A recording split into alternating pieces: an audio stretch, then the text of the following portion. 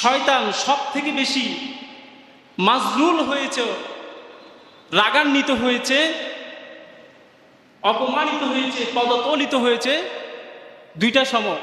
কয়টা সময়? দুইটা সময়।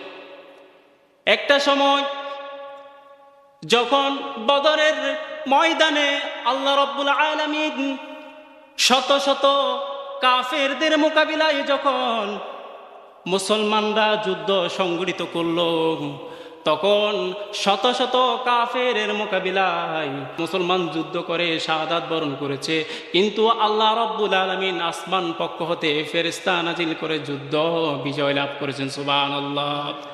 সেই সময় শয়তান এত বেশি অপমানিত হয়েছিল, এত বেশি মাজলুল হয়েছে, এত বেশি অপমানিত হয়েছে, শয়তান আর কোনো সময় এরকম অপমানিত বোধ করে নাই।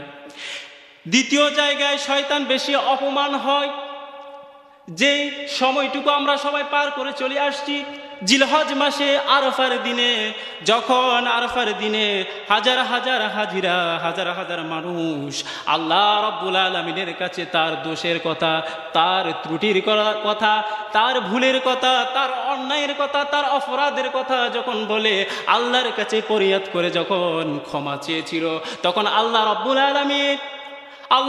আলামিন আরাফাতের সূর্য ডুবার আগে আগে সকল বান্দাকে ক্ষমা করার ঘোষণা দিয়েছেন। সুবহানাল্লাহ। এই ক্ষমা করার ঘোষণা পেয়ে শয়তান এত বেশি অপমানিত হয়েছে, পৃথিবীর আর অন্য কোনো সময় শয়তান বেশি এত অপমানিত বোধ হয় না।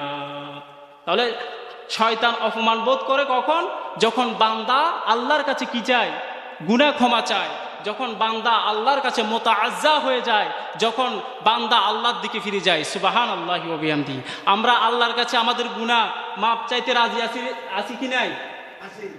তা আল্লাহর কাছে আমরা যদি আমাদের গুনাহ মাপ চাইতে রাজি থাকি, তাহলে আমাদের জন্য আল্লাহ কি হয়ে যায়? খুশি হয়ে যায়, আর শয়তান বেজার হয়ে যায়।